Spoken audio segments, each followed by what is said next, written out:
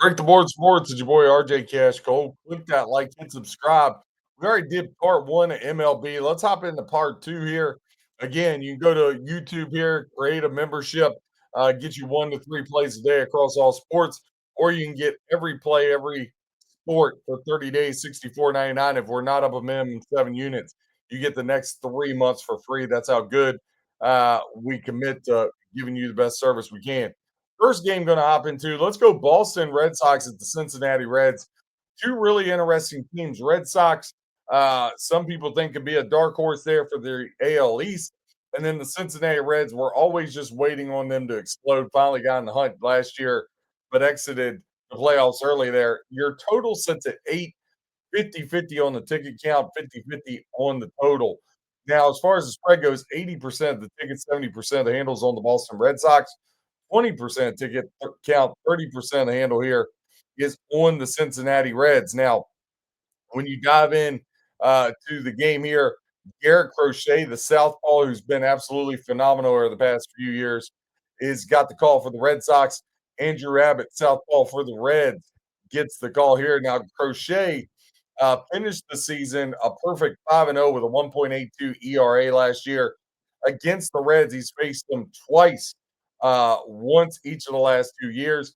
The outing last year did not go well. 6 innings, 8 hits, 5 runs, all of them earned. Same thing the year before. So the Reds have gotten the better of Crochet now. Andrew Abbott, 3-2 over his last five, 3.95 ERA. He hasn't faced the Red Sox since 2024. He went 5 2/3, 4 hits, 2 runs, 10 strikeouts there in that matchup. Now, last year, 3 game set, Red Sox took 2 out of 3 from the Reds. They've won 4 of the last 5 meetings between these two teams. So the Red Sox have had the advantage there. Obviously, the lineup's pretty comparable here. I know the Red Sox got a lot of pop, but so do the Reds. The fact that the Reds have had so much success on Garrett Crochet, and then also you got to really be careful with baseball that you don't get juiced out. That's probably the biggest advice I can give you because don't ever lay the run and a half. It's the biggest sucker bet in the world. It's like laying a goal and a half in hockey. I know it looks good, but you're just going to lose way more money than you win. Boston ended the season 5 of their last 6 playing under the total on the road, and their last 7 games overall went under the total. When these two teams have hooked up, 14 of the last 20 have went under the total. Now the Reds, they protected home field there at the end of the year, 7-2 at home over their last 9. So they had some success there. I really have no play on this game. Line is just too high. So going to take a pass on this one with the Red Sox and the Reds. Next game on the board, the Arizona Diamondbacks at the LA Dodgers. Now the Dodgers, they're going to be raising a banner tomorrow. They look to repeat Dodgers a ridiculous -260 +210 is the comeback for the D-backs. 9 is your total, 56% of ticket count, 93% of handle going to the over, 44 ticket count, 7% of that handle going under. Now, as far as the side, 93% of the tickets is equaling 75% of the handle on the LA Dodgers, 7% of the ticket count, 25% of the handle is taking the +210 with the D-backs there again. Extremely, extremely high price. Zach Gallen will get the call. Yamamoto, the guy that was a beast in the playoffs for the Dodgers, he'll get the call on the bump for them. Now, the Dodgers won 3 of the last 4 against the D-backs. They beat them 6 of the last 10 overall. Now, Gallen, 3-2 with a 4.2 ERA to end the year last year. He had 2 starts against the Dodgers. The last one, August 29th, worked out much better. 6 innings, 2 hits, no earned runs, 8 strikeouts, as to where when they were in LA, 5 2/3, 10 hits, 4 runs, all of them earned, and only 5 strikeouts. So didn't have as good a success there in LA. Now, Yoshi Yamamoto, 4-1 with a 1.56. He was lights out down the stretch. Uh, really, in my eyes, just actually was absolutely the MVP of the World Series there. Now, the Dodgers, for him, he faced Arizona 3 times last year. 2 of the 3 outings, he didn't allow a run. 1 of the outings, he allowed 1 run. And then in the 3 outings, 7 strikeouts, 10 strikeouts, 9 strikeouts. Just absolutely incredible. Listen, I can't lay that kind of price though. That's just like crazy town talk. If you're a diehard Dodgers fan, though, and you want to play the angle of, hey, they're raising a banner, no way they're going to lose, especially with Yamamoto. I think that's a dangerous proposition.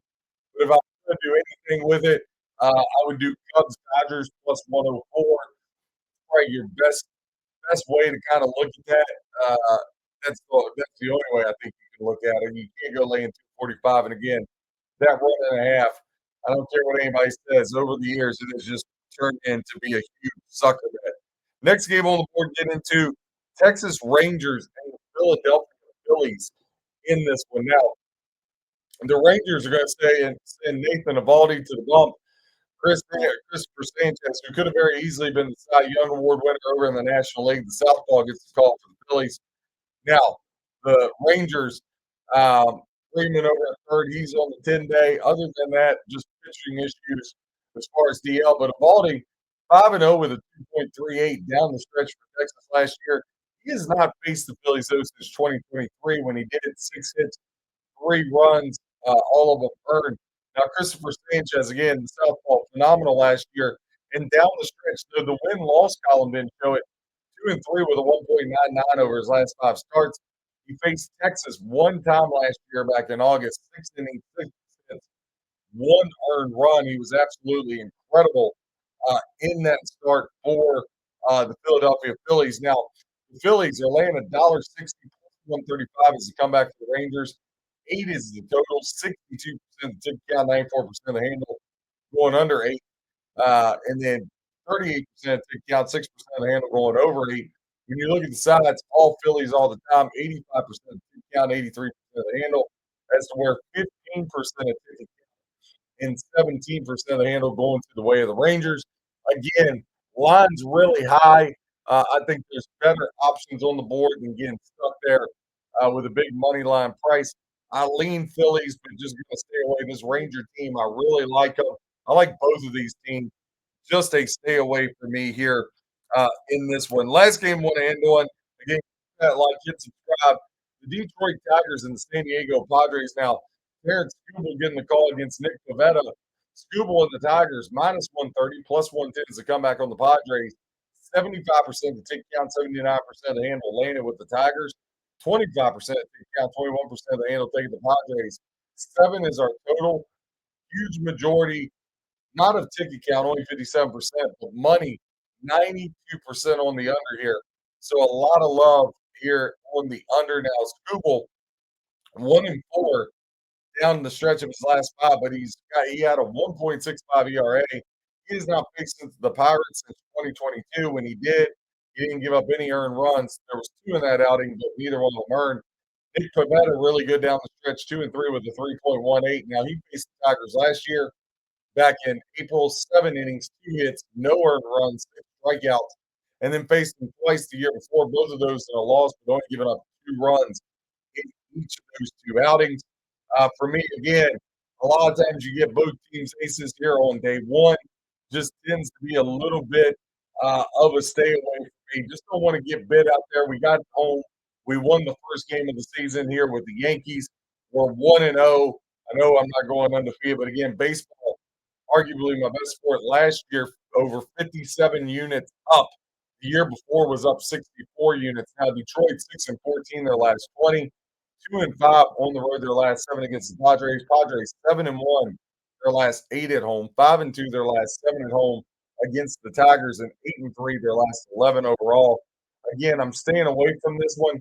But if I was making a play, I would take the Detroit Tigers. I would take the San Diego Padres plus money. Excuse me, French. But again, right now, nothing there with this game that I'm going to get to the window on. RJ Cash Cole, Break the Board Sports, giving you stats, trends, and information to help you with your handicap. Whether you fade or follow, hope you win your bets. God bless and happy handicapping.